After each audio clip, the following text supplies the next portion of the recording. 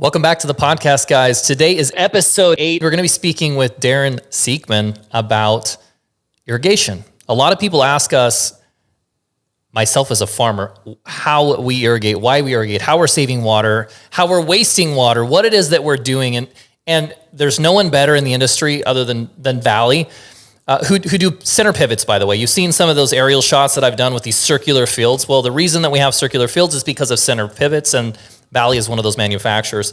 And the thought process here is to have you guys involved with me and Darren as we have a conversation about irrigation in 2021 and the technology that we're using, the efforts that we're making to save water, how we're using water, how we can improve in the ways that we use water, and help you to understand what we do in the industry as farmers every single day and the decisions that we make and what drives those decisions. So you're really going to be learning, some of the things that I already know, but definitely Darren will be teaching us new things along the way about center pivots and overhead irrigation. So this sounds really boring maybe at the very get-go for those of you that aren't in agriculture, but think about the massive amounts of water that are used within agriculture. And this is going to be a way for you to understand how we use that water and have a better understanding, a little bit more depth of knowledge in the efforts that we make within this industry to improve every single day. So Darren, how about if you introduce yourself, tell us a little bit about yourself and how in the world you ended up here?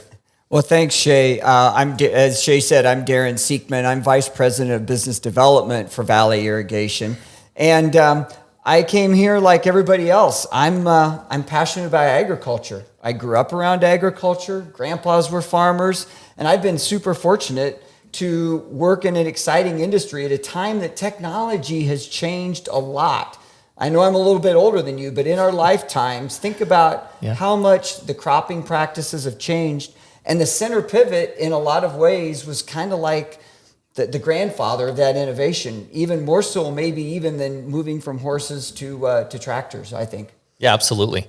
So let's talk about why we irrigate. A lot of people wonder in the West, especially in the West, why we even farm in the first place. And I just got back from a trip to Raleigh, North Carolina, where I was looking at sweet potato production. They don't irrigate there. They don't need to irrigate there. But we were talking about onions. And what I like to explain to people sometimes is that we can't grow every single crop in every single state. You can in your garden and you can on a smaller scale, but to really do it well and have it be commercially viable, to have it be economically viable as well, you have to change your practices and you have to go to specific regions. And the infrastructure grows and builds around those regions. Like in our area, when it comes to onions, we really have no byproduct. Well, we have byproduct in the packing process, but there's industries built completely around the idea of like utilizing our byproducts. So those economies of scale grow and grow and grow. But when it comes to onions, we need dry weather, which sounds weird, right? You're trying to grow a crop and you need water to grow that crop. But at the same time, if we were to grow, in a rainy, wet climate, we'd throw half that crop away. So it's a trade-off. Irrigation in a lot of cases is really a trade-off between, higher yields and higher quality with the use of water, right? There's always this give and take, this push and pull, and irrigation is one of those things that allows us to, we're going to pull water, but we're going to push quality and we're going to push yield. So the consumer at the end of the day has the advantage of having a really high quality onion that's grown in the desert West, whereas if we tried to do it in the humid South, they might be moldy or have slippery skin or other problems. And that's why on our farm in the West, that's why we irrigate. Well, and I think that's a great point, Shay, because it's as much about the timing as it is the quantity. So I'll be the first to admit, I know nothing about growing onions other than when I throw them in my garden, right? But I know a little bit about corn because I've grown up around corn my whole life. And I'd say that same message to a corn farmer in Ohio or Indiana that says, I can live off rain-fed. And he can, right. And obviously they do. But when you think about the lift, because there's certain times the same way with your onion crop, there's a few critical times in that corn plant's life that even if they're only running that center pivot 5 days a year, only putting on 10 inches, if it's during flower, i.e. when that corn's shooting a tassel, right, or when it's filling out the ear. So you're talking 4th of July or maybe mid-August, which is usually when, guess what? You're going to get hot and dry those Right. times a year.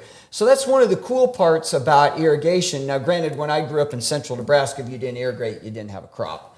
But there's a lot of other places that as we think about how are we competing for scarce resources, how are we optimizing our output, irrigation is just one leg of that stool, the same way that your soil health is, the same way that your nutrition is. Yeah, it's really interesting, actually, when you talk about just the critical timing of the water, because I've really never thought of these locations where there's ample rainfall, right? You have the rainfall, you just don't have it right when you necessarily, you can't turn the rainfall on and off, because we run into the same problem, like our early season, onion production, in the spring, it's usually wet. But if we don't get timely rains because we can't irrigate early on because our water systems aren't available to us until mid-April, has a devastating impact on our yields. So, I've never really, and then we water, once late spring starts, we don't get any rain. So we're constantly watering to maintain the quality of the crop. But to think about it from like if we could just turn the water on, exactly. just to get that crop to sprout and to make sure that our stand count is there and have quality. And I guess that's pretty common. Not only can you turn it on, but you can regulate it to a quarter an inch or get exactly what you need. Exactly, or however many millimeters or centimeters you want. But yeah, you're talking about literally, a quarter inch is an average application, half inch is an average application. So you're really dialing it in, and that's where you're putting on your agronomist hat. It's super interesting. When let's pick a location in the Midwest, somewhere where you say that you might only use it 5 or 10 days of the year. Mm-hmm. Where would that be? Oh, say you're along the Mississippi River in Iowa. Say you're in Keokuk, Iowa, or something like that. Okay. Right? And how likely is that they're going to use that pivot really 5-10 days of the year? It's getting more and more common, Shay. It's more than you think. So again, don't get me wrong. I mean, Nebraska, where I'm from, still has the most center pivots of anywhere in the world in that small area. But again, as you go farther east, farmers and the second part isn't just the fact that they're putting on water. It's the fact that they can put on nitrogen and other nutrition with that application. So then when you start to think about that holistically, because you said you're just in North Carolina, one of our good advocates, one of our good buddies, David Hula, lives just across the line into Virginia. And you'd say, why would a farmer irrigate in Virginia? Well, because if you want to grow 500 and 600 bushel to the acre corn, that's how you do it. It's not just the water application, but it's the spoon feeding of the nitrogen. And you touched on a good point there. Like when it comes to traditionally, where we are in the Treasure Valley, we're going to either flood irrigate or we are going to drip irrigate. When it comes to onions, at least, we're definitely going to drip irrigate. Center pivots are becoming more and more common all the time, but it's coming back to the efficiency. It's getting so hard. It's been hard in ag for at least half a decade, close to a decade, to get labor, but it's getting that much harder all the time. And then you look, okay, so what does it save you? Like if you put a center pivot in, you don't have to have someone setting siphon tubes. You don't have to have someone that's out checking a drip irrigation system for leaks. You don't have to run a tractor through the field, right, for a lot of the chemigation that you can do. So your fertilizer inputs or some of your fungicides and the kinds of things that you can actually run through the system through the overhead irrigation instead of driving a tractor through. And I think a lot of people wouldn't consider that. I mean, I'm kind of reminding myself, you reminded me that actually now as we're talking, you're saving, 2 or 3 probably different jobs with, by having a center pivot, having that in place. I was thinking about, and initially I thought about when you talked about the cost, because that's real, right? I mean, you have to find the labor and then pay the labor.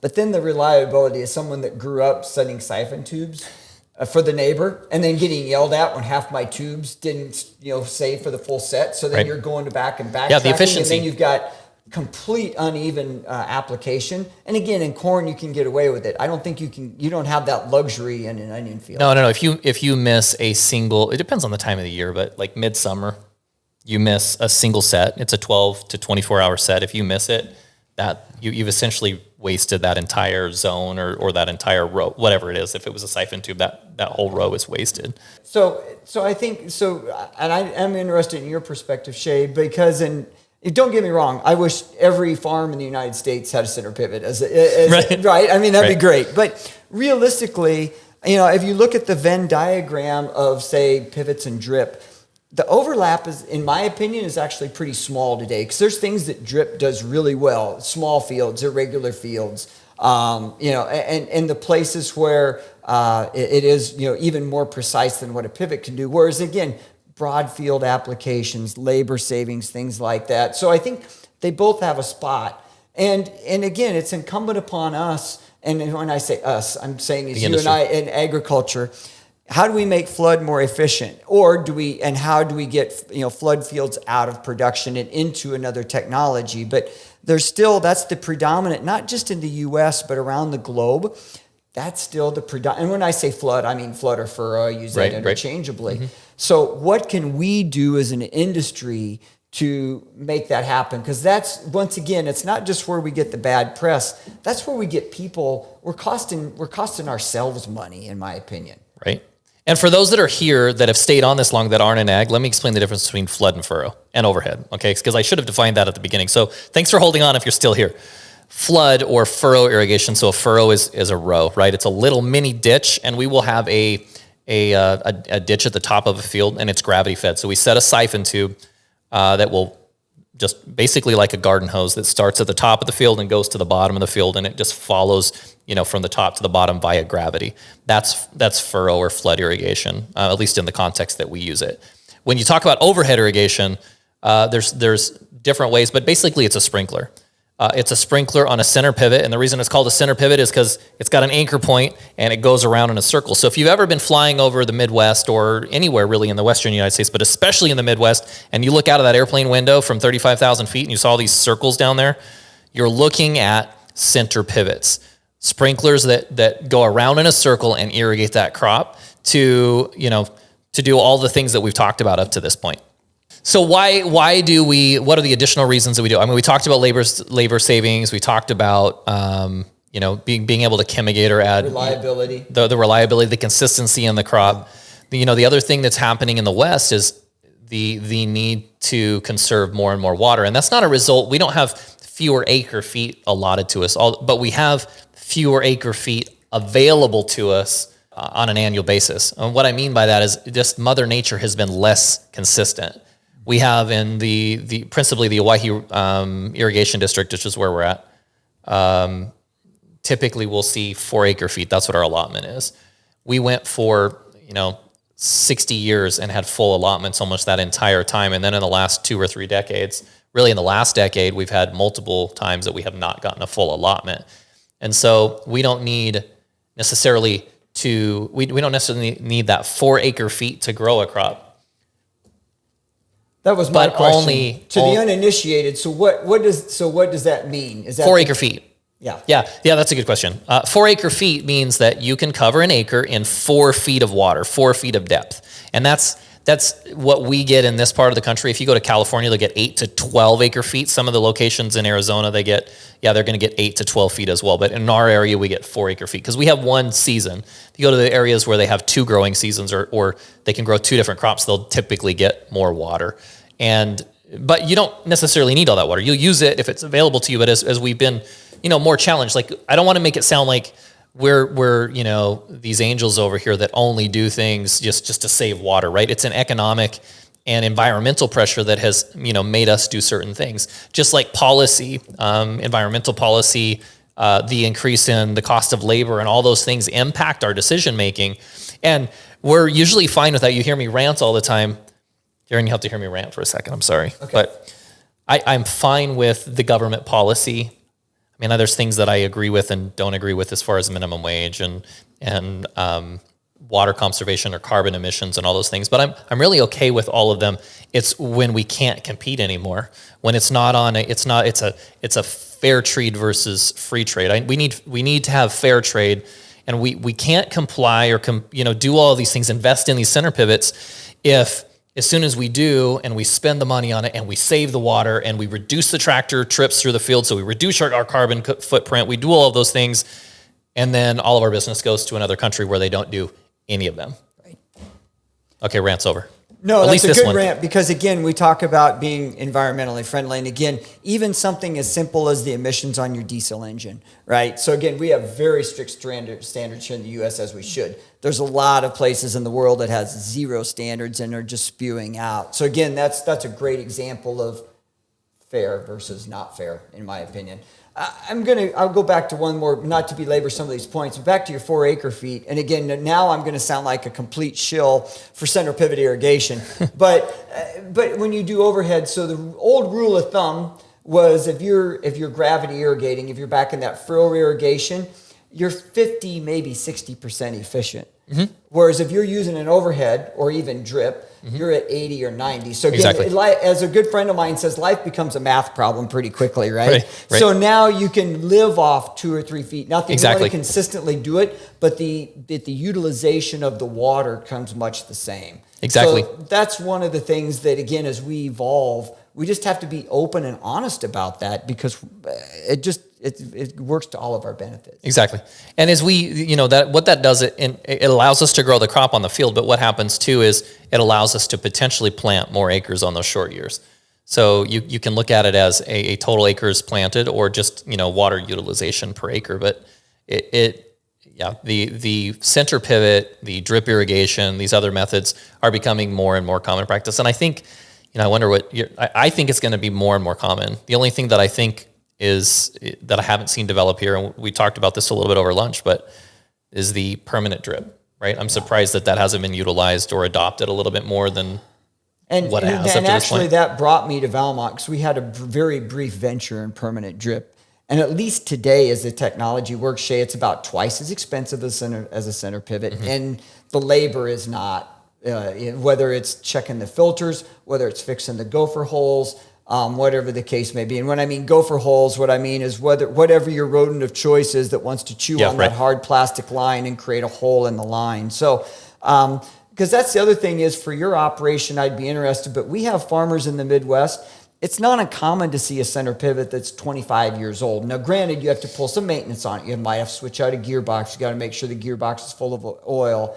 You may have to change out your sprinkler package to something that's more efficient. But I can't think of anything else on a farm, in a farming operation, that has that kind of life cycle. That's true. And that's one of the things that and I'm on our marketing people about that all the time, because I know how skeptical producers are when I start talking to you about, well, here's how much money I'm going to save you. Right. Because we hear that all the time. Immediately, right? your radar is going to go up right away. And the numbers seldom match up to what you're promised. So when you see something, and you're right, like you can drive around this valley even and see pivots that have been around for, forever. My whole lifetime almost. That's an exaggeration because I'm like, but close. Actually, there probably are some that are 40 years old. But certainly, they last a very long time. Right. One thing that I didn't speak about is, okay, so in for us here, we actually don't use pivots for irrigating our onions. And I think it's important for people to understand why we wouldn't do that. So you pay for the investment. So we have center pivots, we have them installed, but in some cases we actually don't use them. So there's 2 crops that we don't use them for, sometimes 3 in our rotation. We've got onions that we don't use them for, sweet potatoes that we sometimes use them for, and mint is the last one. Now, there's some arguments back and forth on mint, but we'll use mint and then I'll talk about onions for a second. But the reason, and you may not even think about this, but mint is grown on our farm for mint oil. And if you run a sprinkler on the mint, you wash the oil off of the plant and you reduce your yields. So one of the things that we actually did, I wasn't going to say this, but we've done drag lines.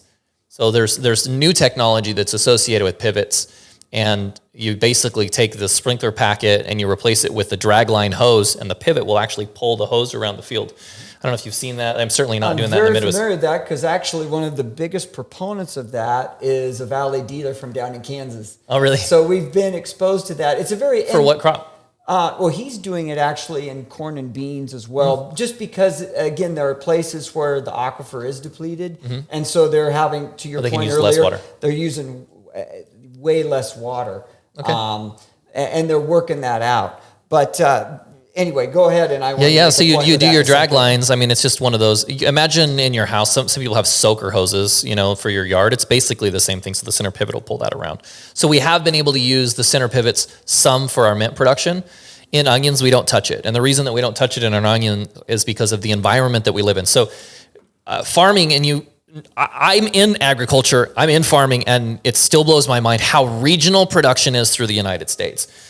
You go to, just 4 hours driving time from here to Washington, the Tri-Cities area, almost all the onions are going to be irrigated with overhead pivots. But in this valley, we don't. And I'll ask the question and see if you can come up with the answer, and then I'll answer it here in a second. But why would that be? Why would be 400 miles from here in the Tri-Cities?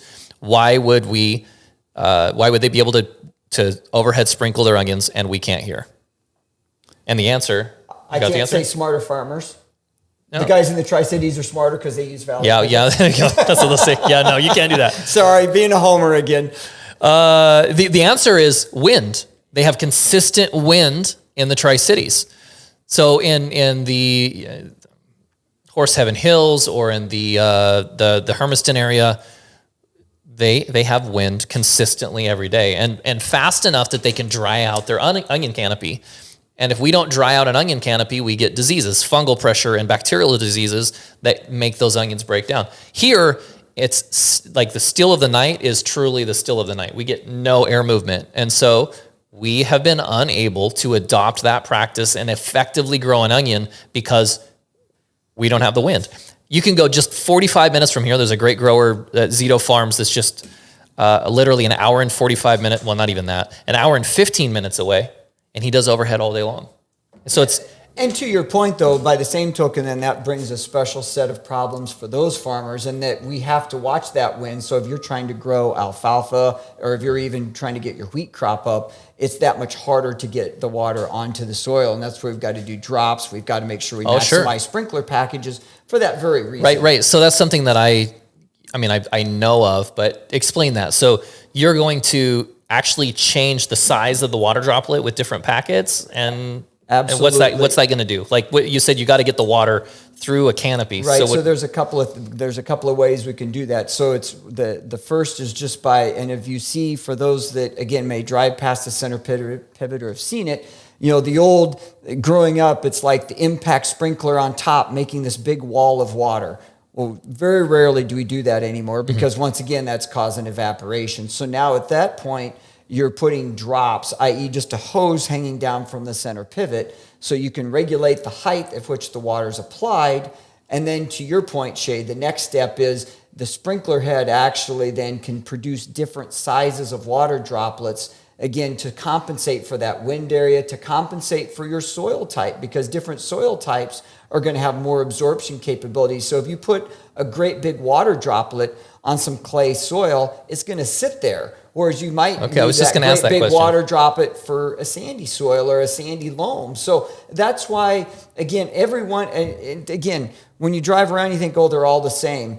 No, actually, every pivot is custom engineered for that very reason, to match up with your soil type, to match up with your water availability, and to match up with your cropping practices. So if you're saying like if it's really high clay soil, you kind of try and mist it on more. So right, does that mean you have more evaporation in general because you have to just do that smaller droplet to try and get it to penetrate? Both. So I kind of gave you two variables there. Okay. Sorry. So the first one would be the environmental one. So again, if we're in a high wind, low humidity area, then you're going to have that bigger droplet to make sure it gets all the way down. But again, if you're worried about then that droplet making sure that you get absorption, you don't want it to sit and create hard pan. So again, you got the soil variability and you've got the climate variability. Okay, and so for those that are still here that are non-ag people, he's like, that hard pan, what is he talking about? Like you can get what we'll call a crust on the top of the surface. So onions are a perfect example of that one. I go back to that all the time. An onion, as it's coming up and sprouting, it's weak. It doesn't have much energy. And if it runs into a layer of soil that's had a heavy rainfall, that onion will literally die. It will not penetrate that hard pan or that layer on top of the ground. And so what do we have to do? There's a couple of things that we can do. We can We can add water so that if there's water there, at least in our soil type, with a sandy, silty loam, it'll soften the soil enough that flag leaf can get up and through and keep that onion alive and going. Or we can bring a tractor through, which is what we prefer not to do, and crust break, which is, literally just bring an implement over that's got these fists basically that roll over the soil and will break it up. So it sounds like it's one of the complexities that no one even considers outside of the industry that we're in. The soil type, the soil, the way, the absorption rate of that soil.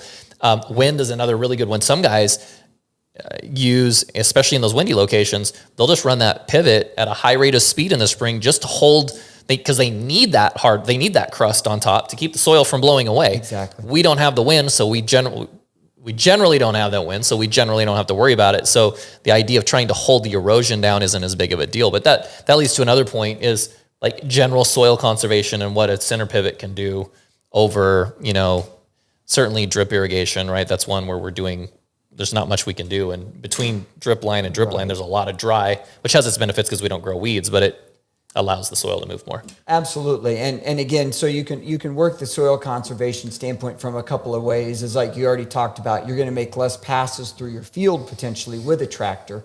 But then more importantly, you can keep that symbiosis or keep the balance so that you're not creating those times where the soil gets super hard or super wet or super dry. You're keeping it much more in even steady state, whether that be with cover crops, whether that be even with your crop during the year. So that way it's staying in a much, again, just a more stable state, because once you lose that stability and you get it on either end of the spectrum, then obviously you're going to have to do something to mitigate that, whether that be mechanical, whether that be a loss of yield, whatever the case. And when I say mechanical, I mean run a tractor through it, right? Right. Yeah, some sort of manual cultivation.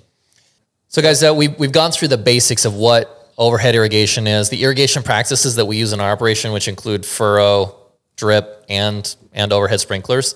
We talked about the benefits and some of the challenges associated with what we're doing. Like, it's really very regionalized. We're going to look at those regions and the soil types and the microclimates and everything that's involved in making a decision. And there's never, one of the hard things is a lot of people come to me all the time and they're like, well, why don't you do this? Like, why have you not adopted regenerative practices, for example? Or why are you not organic? Or why are those guys organic there? And all of those things that we try and generalize too much. And I think we all do that in an effort to understand the world that we live in and the context that we operate in. But at the end of the day, it's so much more diverse. As I get older in the industry and I see these other locations and the practices, the more and more and more I realize how different every region is, and how those practices that have evolved that don't make sense to me. If I go somewhere and I'm like, why are they,